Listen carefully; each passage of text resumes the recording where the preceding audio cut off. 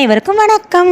பனின் serial இன்றைக்கி என்ன promo நினச்சின்னு சொல்லி பார்க்கலாம். மயிலை வந்து எப்படினாலும் கண்டிப்பாக ஸ்கூலுக்கு வேலைக்கு போயே ஆகணும்னு சொல்லி ஃபேமிலியில் இருக்கிற எல்லாருமே சொல்கிறாங்க. மயில் வந்து விருப்பம் இல்லாமல் ஸ்கூலுக்கும் போகிறாங்க. போய் சரவணன் போய் விடுறாங்க, வெயிட் பண்ணுறாங்க. அங்கே ஒன்று பிரின்ஸ்பலை பார்க்குறக்காக பிரின்ஸ்பல் வராங்க. சார் கொஞ்சம் தாமதம் ஆச்சு, மன்னிக்கவும் சார் அப்படின்னு சொல்லி சரவணன் சொல்லுவோம். பரவாயில்ல, அதனால் ஒன்றும் இல்லை அப்படின்ட்டு இன்னொரு டீச்சரை கூப்பிட்றாங்க. கூப்பிட்டுட்டு இவங்க தான் நம்ம ஸ்கூலுக்கு புதுசாக சேர்ந்திருக்க டீச்சர், இவங்களுக்கு வந்து போய் எப்படி வந்து கிளாஸ் எடுக்கணும்னு சொல்லி ட்ரைனிங் கொடுங்க அப்படிங்கிறாங்க. சரின்ட்டு அனார் மயிலும் போகிறாங்க. அனார் போய் பார்த்துட்டு அவங்க பேசிடுறாங்க. பேசிட்டு திருப்பி மயில் வந்துடுறாங்க. என்ன மயில் எப்படி இருந்துச்சு அவங்க சொன்ன ட்ரைனிங்? அதெல்லாம் ஓகே தான் மாமா, அதெல்லாம் புரிய தான் செய்யுது. ஆனால் மாமா அப்படிங்கிறாங்க. என்ன மயில், நீ வந்து அப்பாவோட கௌரவத்தை காப்பாற்றணும், அது வந்து என் கடமை மட்டும் கிடையாது, மருமகளான உன்னுடைய கடமையும் தான். ஆனால் மாமா, நான் மத்தியானம் சாப்பாடு உங்களுக்கு எப்படி இனிமேல் கொண்டு வர முடியும்? அதெல்லாம் முடியாதுல்ல அப்படிங்கிறாங்க. அதனால என்ன மயில், பரவாயில்ல, இதுக்கு முன்னாடிலாம் நான் வந்து சாப்பாடெலாம் கொண்டு போக மாட்டேன், ஒன்று நான் கையில் கொண்டு போய் அப்படி இல்லாட்டி நாங்கள் எதாவது சாப்பிட்டுக்கிடுவேன், அதனால் என்ன, நான் மேனேஜ் பண்ணிக்கிடுவேன், நீ போ அப்படிங்கிறாங்க. சரி, இவங்களும் போயிடறாங்க. ஸ்கூலில் போய் பிள்ளைகள் பார்க்குறாங்க. எல்லாம் குட்டி குட்டி பசங்களாக இருக்காங்க. இன்னும் இத்தனை பேர் இருக்காங்க அப்படின்னு சொல்லி மயில் யோசிச்சுட்டு அப்புறம் போய் உட்காடுறாங்க. இன்னும் இப்படி கத்திக்கிட்டே இருக்காங்க. அமைதியாக இருங்கடா, அமைதியாக இருங்க, கீப் குவைட், சைலண்ட்டு ப்ளீஸ் டா, அக்கா சொல்கிறத கேளுங்கடா. அக்காவா நீங்கள் அப்போ டீச்சர் இல்லையா அப்படின்னு ஒரு குட்டி குழந்தை சொல்லுது. இல்லை நான் வாய் தவறி சொல்லிட்டேன், நான் டீச்சர் தான், மேம் சொல்கிறத கொஞ்சமாவது கேளுங்கடா. நம்ம இப்போ ரைம்ஸ் பாடுவோமா, நீங்கள் அமைதியாக இருந்தீங்கன்னு வச்சுக்கோங்க, நான் சொல்ல நீங்களும் ரைம்ஸ் பாடினீங்கன்னா உங்கள் எல்லாருக்கும் நான் ஸ்டார் போடுவேன், போகும்போது மிஸ் உங்களுக்கு சாக்லேட் வாங்கி தருவேன், ஓகேவா அப்படிங்கிறாங்க. ஒரு பையனா குட்டி பாலை தூக்கி போடுறான், இன்னொரு பையனா ஒரு பெரிய பாலை போடுறான், அடுத்து வந்து பொம்மையை தூக்கி போடுறாங்க. இப்படிலாம் பாலை தூக்கி இது எழுதிக்கூடாது, ஐயோ எரியக்கூடாது, போங்கடா அப்படின்ட்டு மூஞ்சி மேலேயே போட்டுக்கிட்டே இருக்காங்க, மயில் மூஞ்சி மேலே. அடுத்து ஒருத்தவங்க வெளியில் போகிறாங்க. அங்கே பாரு கிளாஸ் ரூம் மட்டும் வெளியில் போகுது, உள்ளவா அப்படின்ட்டு ஓவராலே பிடிச்சி உள்ளே உட்கார வைக்கிறாங்க. சரி இப்போ நான் ட்விங்கிள் லிட்டில் ஸ்டார் சொல்லி தரட்டுமா, அதை எல்லோரும் பாடுறீங்களா அப்படின்ட்டு எந்திரிச்சு நின்றுட்டு அப்புறம் மயில் வந்து முன்னாடியே சொல்லி பார்க்குறாங்க. Twinkle little star, how I wonder what you what, அந்த ரைம்ஸ் எல்லாம் சொல்லி ரீகால் பண்ணிவிட்டு அதுக்கப்புறம் குழந்தைங்களுக்கு கை ஆக்ஷன் எல்லாத்தையுமே மண்டே எல்லாத்தையும் ஷேக் பண்ணி எல்லாத்தையும் ஆக்ஷன் பண்ணி எல்லாம் சொல்லி கொடுக்குறாங்க. வெரி குட் அப்படின்னு சொல்லி கிளாப் பண்ணுறாங்க. கரெக்டாக பிரின்ஸ்பல் வந்து ரவுண்ட்ஸ் போகிறாரு. ஆனால் மயில் அதோட ஆக்ஷனையும் குழந்தைகளோட ஆக்ஷனோட அதெல்லாம் பார்த்துட்டு அவர் சிரிச்சுக்கிட்டே போயிடுறாரு. ஓகே, இந்த டீச்சர் ஓகே தான், ஒருத்து தான் போலுக்கு அப்படின்ட்டு அவர் போயிடுறாரு. அடுத்து மயில் யோசிக்கிறாங்க. என்ன பெற்றவங்களை என்னடனா நீயே இனிமேல் பார்த்துக்கோன்னு சொல்லி என்னென்னமோ சொல்லிவிட்டு என்னை விட்டுட்டு போயிட்டாங்க, எங்களால் இவ்வளோதான் முடியும், இனிமேல் நீ தான் உன் வாழ்க்கையை பார்த்துக்கணும் அப்படின்ட்டு. நான் என்னடனா ஒரே ஒரு +2 வச்சுட்டு எப்படி இங்கே வந்து டீச்சர் வேலையை பார்க்குறது, ஐயோ நான் என்ன தான் செய்வேனோ அப்படின்ட்டு மயில் யோசிச்சுட்டு இருக்காங்க. நெக்ஸ்ட் வீடியோ காட்டுறாங்க. கோமதி வந்து சோஃபாவில் உட்காடுறாங்க. அந்நேரம் பாண்டியனும் உட்காந்துருக்காங்க. என்னங்க இன்னைக்கு இவ்வளோ நேரம் ஆச்சு, நீங்கள் இன்னும் வந்து கடைக்கு போகலையானே? போகணும், அதுக்கு முன்னாடி ஒரு வேலை இருக்குது, ஒருத்தவங்களை வர சொல்லியிருக்கீங்க, யாரை வர சொல்லியிருக்கீங்க அப்படின்னு கோமதி கேட்குறாங்க. இப்போ வந்துடுவாங்க பாரு அப்படிங்கிறாங்க. சரி, அதுக்கு முன்னாடி நான் ஒரு விஷயம் சொல்லணும், ஆனால் நான் சொல்கிறத முழுசாக கேட்கணும், அதுக்கு முன்னாடியே தாம்தோன்னு குதிக்கக்கூடாது, அது இதுன்னு சொல்லிலாம் சொல்லக்கூடாதுனே. என்ன கோமதி என்ன சொல்கிறேன்னே? சொல்கிறேன், இப்போலாம் பிள்ளைகளுக்கெல்லாம் கல்யாணம் ஆகிப்போச்சு சரியா, அதனால் இனிமேல் நீங்கள் செந்திலுக்கு வாரமோ அப்படி இல்லாட்டினா ஒரு மாதமோ இவ்வளோ ரூபான்னு சொல்லி ஏதாவது கையில் கொஞ்சம் காசு கொடுங்களேன் அப்படிங்கிறாங்க.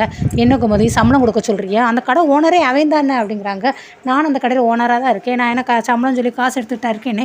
ஐயோ நான் அதை சொல்லலைங்க, அவனுக்கும் கல்யாணம் ஆச்சு, அவனும் அவன் பொண்டாட்டிக்கு ஏதாவது வாங்கி கொடுக்கணும்னு சொல்லி ஆசைப்படுவாள், ஸோ அதனால் எவ்வளோ ஒரு அமௌண்ட்டு கொடுங்களேன், அதுவும் இல்லாமல் சரவணுக்கு நீங்கள் பெட்ரோல் காசு கொடுக்குறீங்க, அதை தவிர்த்து அவன் செலவுக்குன்னு சொல்லி ஏதாவது ஒரு காசு கொடுங்கன்னு.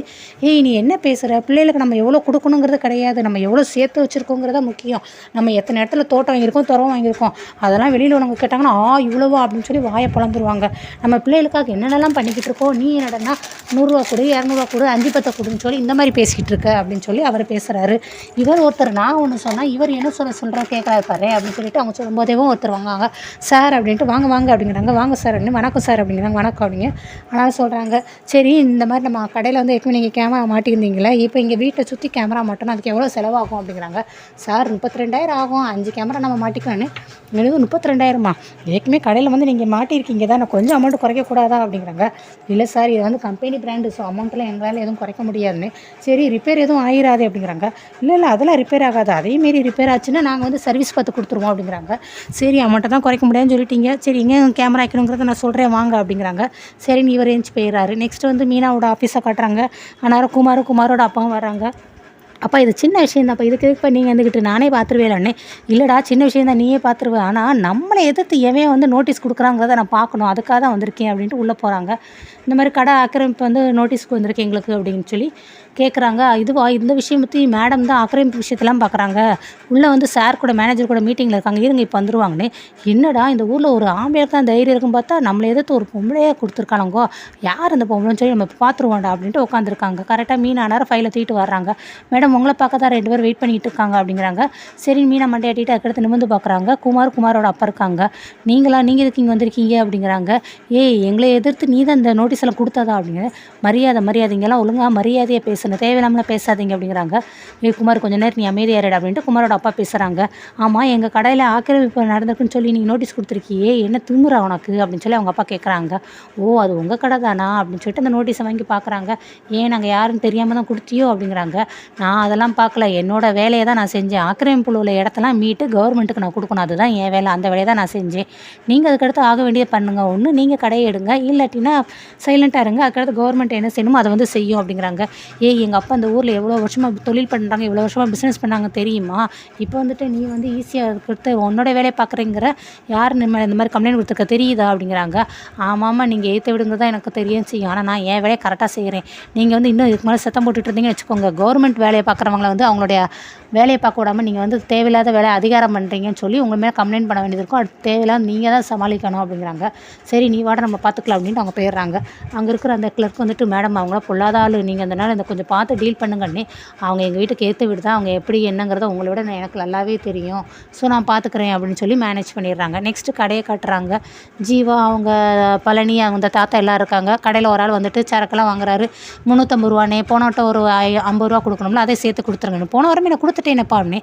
என்னென்ன இப்போ தான் நீங்கள் போன வாரம் இப்போ ஊருக்கு போயிட்டு வந்து இப்போ தான் வந்திருக்கேங்கிறீங்க, அதை எப்படி எங்களுக்கு கொடுக்க முடியும்னு. ஆமாப்பா மறந்துட்டேன் அப்படின்ட்டு பழனி அதுக்கப்புறம் 400 செந்தில் கையில் கொடுக்குறாங்க. அடுத்து டே இருந்தாலும் உனக்கு நல்ல ஞாபக சக்தி தான்டா, பரவாயில்லையே, ரூபாலாம் வசூலிச்சிட்டே அப்படின்னு சொல்லி அந்த தாத்தா சொல்கிறாங்க. மச்சாங்கிட்ட கணக்கு கேட்குறாரே, அவர் படிக்கப்பட்டவர்கிட்ட போய் நான் சொல்ல முடியுமா அப்படிங்கிறாங்க. ஆமாம் கரெக்டாக தான் சொல்லும்போது கரெக்டாக பழனி வந்துடுறாரு.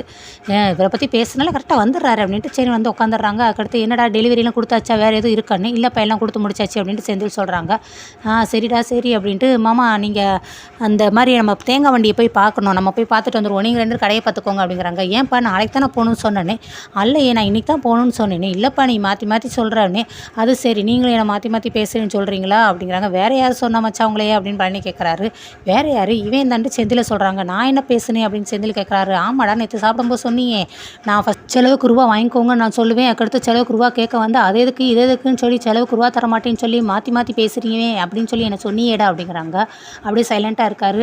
அது ரொம்ப எனக்கு எதுக்கு, இனிமேல் 2 பேரும் ஒன்றையும் சேர்த்தாண்டா பழனி சொல்கிறேன், 2 பேரும் டெய்லி 100 ரூபா என்னெல்லாம் கேட்கணுங்கிற அவசியம் இல்லை.